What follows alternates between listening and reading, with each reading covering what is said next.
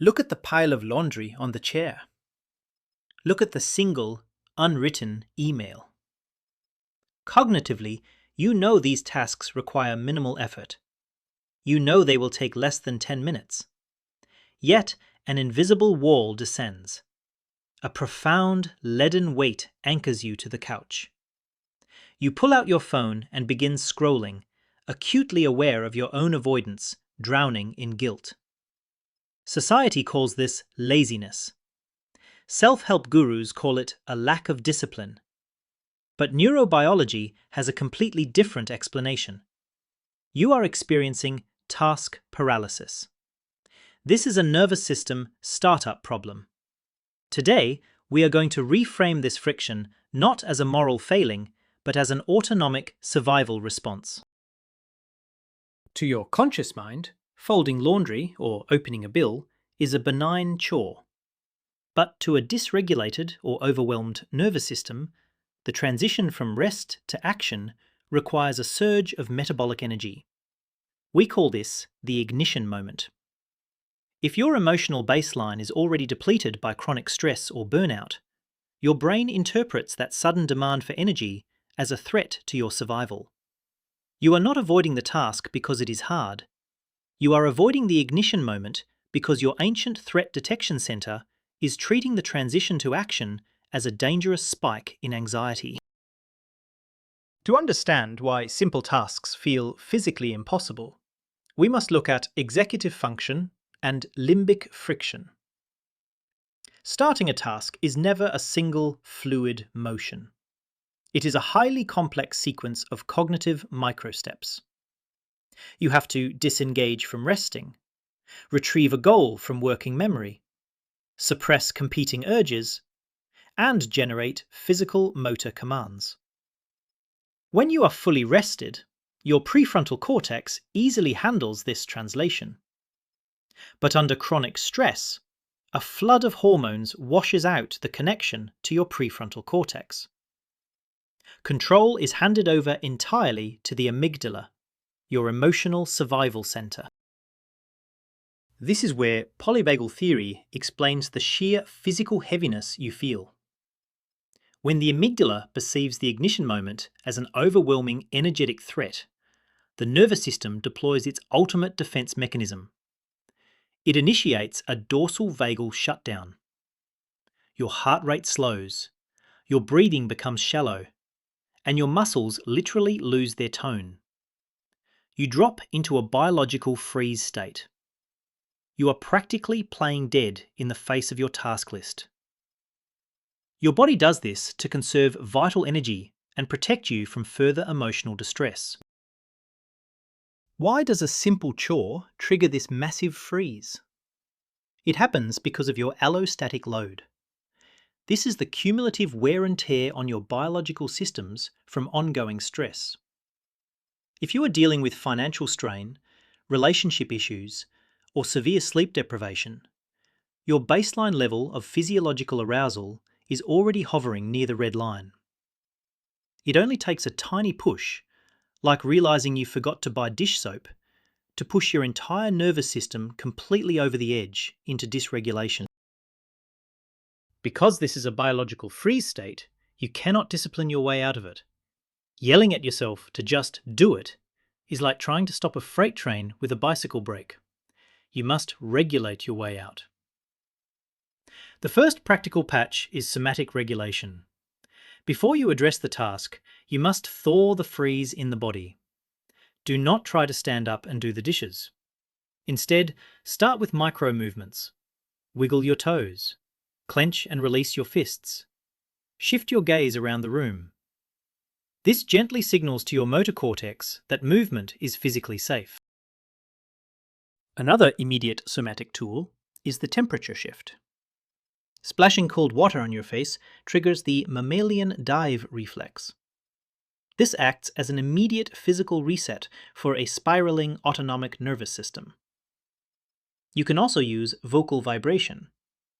Making a low resonant hum or a long sigh on the exhale vibrates the vagus nerve. This directly signals safety to the brainstem. By addressing the body first, You coax the nervous system out of the dorsal vagal shutdown and bring your prefrontal cortex back online. Once the body is thawed, we have to look at the psychology of the task itself. Leading experts have proven that procrastination is not a time management issue. It is an emotion regulation problem. You are not avoiding the email. You are avoiding the negative emotion you predict the email will cause. Your brain rapidly simulates frustration, inadequacy, or boredom. The amygdala detects this predicted emotion and registers it as a threat. The moment you abandon the task and open a distraction, your anxiety drops. You receive a hit of relief. This relief creates a highly addictive avoidance loop. And this loop is profoundly amplified by your internal critic. When you fail to start, you tell yourself that you are lazy, or that everyone else can do this easily. This internal shame spiral acts as a secondary threat. Your brain does not distinguish between external abuse and internal self-criticism. When you shame yourself for being paralyzed, you pour fuel on the amygdala. You increase the threat spike, driving your body deeper into the freeze state. To break this loop and bypass the threat spike, we use our second practical patch. You must shrink the cognitive demand. If the brain perceives the whole task as a threat, you must shrink the task until the threat registers as absolute zero. We call this micro-stepping. Tell yourself you are not going to clean the entire kitchen. You are only going to put away 3 forks. By entirely removing the expectation of completion, you bypass the amygdala. Once your body is in motion and those 3 forks are put away, the friction is overcome.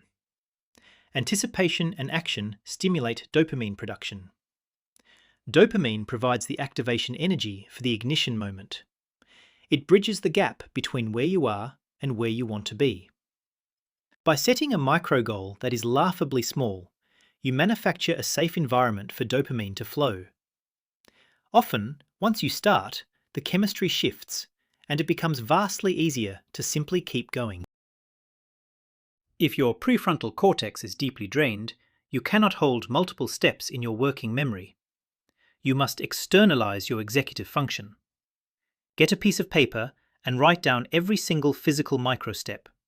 Step 1, stand up. Step 2, walk to the laptop. Step 3, open the screen. Cross them off one by one. Each crossed item provides a tiny hit of dopamine. You are deliberately building the biochemical momentum needed to face the actual task. Another powerful regulatory tool is body doubling. Humans are a deeply social species, and our nervous systems naturally co-regulate each other. Doing a dreaded task in the presence of a calm, focused person helps regulate your own autonomic state. It provides gentle accountability without the threat of punitive judgment. It anchors you to the present moment, pulling you out of the dissociative fog of the freeze state and grounding your nervous system in safety. It is time to look at the functional advantage behind this behavior. Task paralysis feels like a failure, but it is actually a sign that your survival machinery is working perfectly. Your nervous system is incredibly sensitive to your allostatic load. It calculates that you are running on empty. It hits the biological emergency brake to conserve your resources. Your body is fiercely trying to protect you from burning out completely. It is a feature of your biology, not a bug. When you separate your identity from the emotion of the moment, the paralysis begins to lift. Anxiety is just a sensation happening in your physical body. It is a passing weather system of chemistry. It is not a reflection of your underlying capability or your moral character. A pile of unread emails is simply data on a server. It is not an indictment of your professionalism. By refusing to let the task define you, you disarm the emotional bomb waiting at the ignition moment. The deepest work you can do is to decouple your intrinsic human value from your productivity. As long as a clean house or an empty inbox is the metric by which you judge your worth, those simple tasks will always carry the weight of life or death survival. Perfectionism turns folding socks into a referendum on your ability to be a functional adult. When you strip the moral weight away from the chore, you dramatically lower the baseline threat level in your nervous system. The path forward is not found in a louder alarm clock, a harsher internal critic, or a more rigid schedule. The path forward is found in profound self-compassion and somatic awareness. Except that sometimes the most productive thing you can do is forgive yourself for freezing. By removing the shame from the equation, you remove the secondary threat. And when the threat is finally gone, your body will naturally remember how to move. Here is your field guide challenge for the next time you feel physically paralyzed by a task. Do not try to start the task. Instead, identify the exact negative emotion you are predicting the task will cause. Say it out loud. Then shrink the task into a single physical micro-step that takes less than 10 seconds, like picking up one piece of paper. Prove to your nervous system that it is safe to move and watch the invisible wall disappear.